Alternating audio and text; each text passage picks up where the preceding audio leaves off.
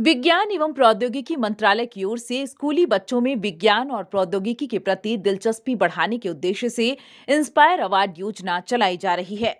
इसके तहत रांची के भी बच्चों का चयन हुआ है। भारत सरकार की ओर से पुरस्कार स्वरूप इन बच्चों को प्रोटोटाइप बनाने के लिए 10-10 हजार रुपए भी डीबीटी के माध्यम से दिए गए हैं।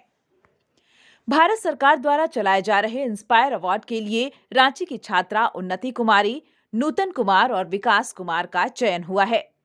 उन्नति कुमारी क्लास 6 की स्टूडेंट है। इन्होंने बायोपोर्ट आइडिया पर अपना मॉडल तैयार किया है। विकास नायक 9वीं कक्षा के छात्र हैं। उन्होंने दिव्यांगों के लिए एक मॉडल तैयार किया है, जबकि 8वीं कक्षा में पढ़ने वाले नूतन कुमार ने वाटर बैटरी नाम से एक प्रोजेक्ट तैयार किया है, जिसका चयन इंस्पायर अवार्ड के लिए किया गया है। Divyang person who have don't have hand, when they are want to drink water in any place, they just feel that why just my bad luck, so that I am not able to drink water. And it is also made for to control the corona. Now corona is very dangerous disease, so that it will protect. And third, for small children, this will work like that. When we just use our leg, it just open the water and we are able to drink water. And when we left our leg from that place, then it will automatically stop. इस water battery, जैसे कि हम लोग पेड़ लगाते हैं और उसे बस एक ही बार पानी देते हैं और वो मर जाता है, और इस वजह से डिफॉरेस्टेशन बहुत ज़्यादा हो रही है।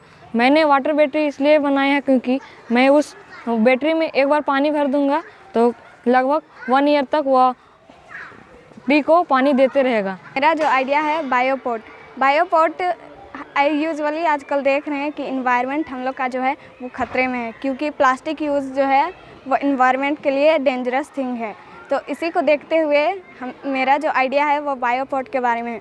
बायोपोर्ट जैसे हम लोग नारियल पानी पीते हैं तो नारियल का जो पील होता है उसका जो ढक्कन, तो उसमें हम लोग कोई भी प्लांट लगा के उसमें कोई भी प्लांट को उसमें लगा सकते हैं, और फिर उसको हम लोग मिट्टी में डालने के बाद वो खुद ब खुद सड़ के अपने से ग्रो होने लगेगा।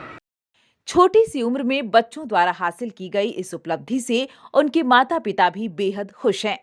उन्हें उम्मीद है कि बच्चे इसी लगन के नए आइडिया पर काम करते रहे तो इनकी पहचान राष्ट्रीय स्तर पर बनेगी।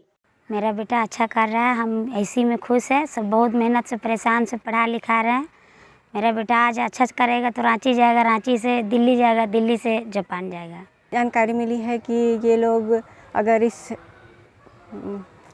इसमें अच्छा कर लेते हैं तो ये दिल्ली तक जा सकते हैं, उसके बाद जापान तक भी ये लोग जा सकते हैं। इन लोग की उन्नति से हम लोग को बहुत ही खुशी और इस स्कूल के लिए आभार व्यक्त करते हैं। विद्यार्थियों के भविष्य को निखारने में गुरु का अहम योगदान होता है।